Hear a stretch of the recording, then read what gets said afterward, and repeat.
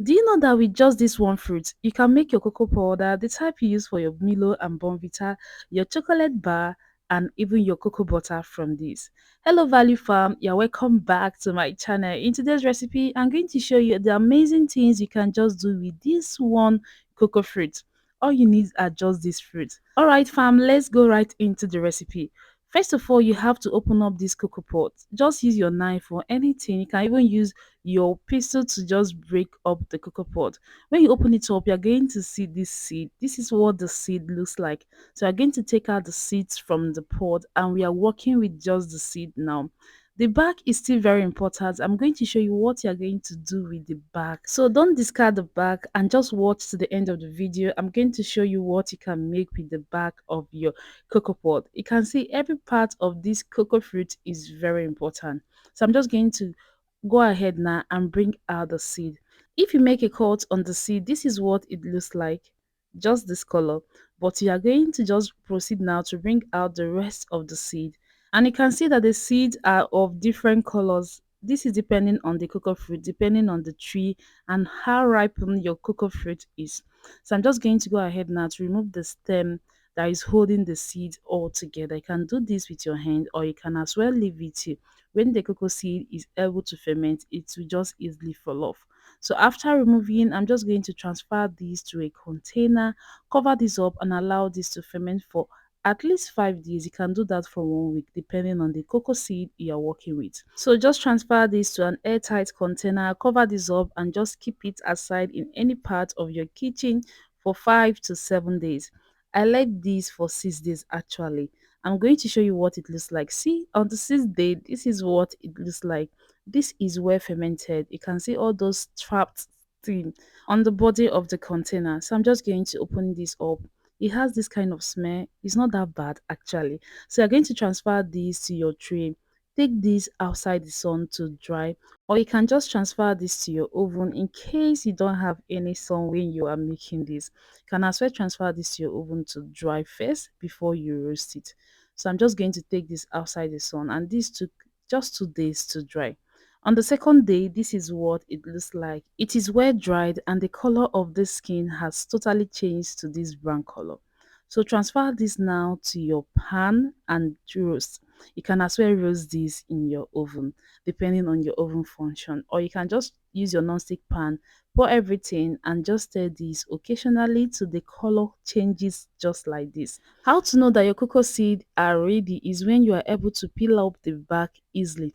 That's the back can easily come out and you get the cocoa seed just like this. I'm just making a test here and you can see the back is able to come out easily and you are seeing the cocoa seed.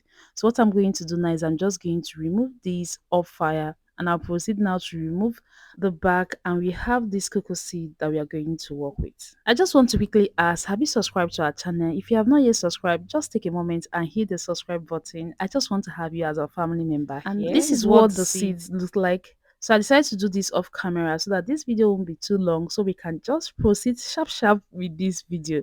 So for me now, I'm going to first of all make some chocolate bar. I'm taking 1/4 cup of this cocoa seeds, take it to the blender, and I'm going to be adding in 1 cup of powdered sugar. You might think that the sugar ratio is too much for this, but just know this, that cocoa is actually very bitter. So if you want to really have a very sweet chocolate, just add in more sugar.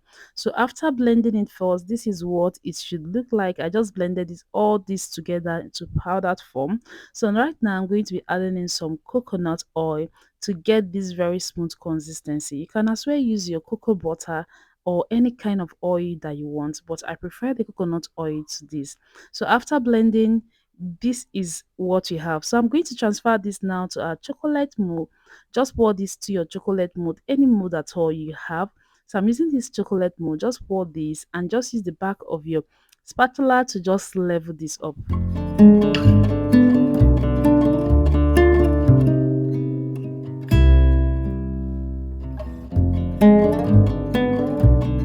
To get this to solidify, we are just going to transfer this to our freezer for at least 2 hours. In 2 hours time, your chocolate bar should be ready. So I'm just taking this to the freezer.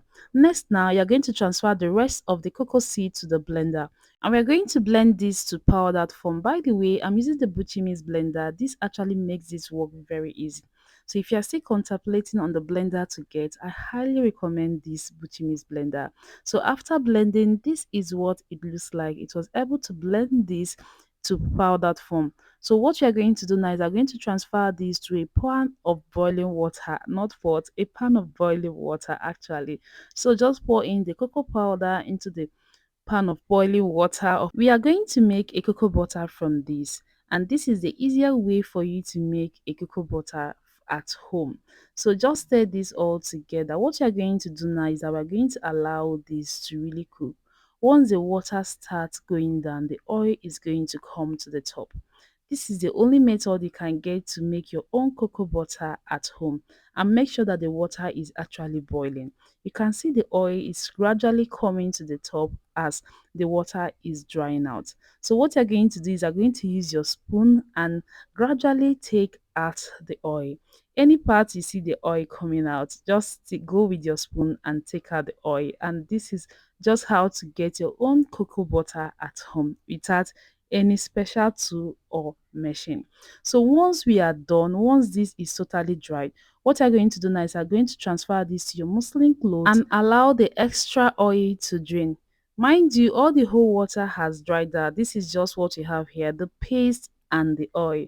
So I'm just going to allow this to gradually drain any extra oil that is still remaining in this cocoa. And this is what you have. Let me just show you. You can see this is the oil dripping down. This is what you are trying to get.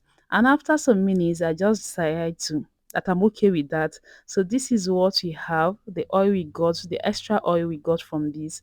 So I'm just going to transfer this to a container, and this solidifies in no time.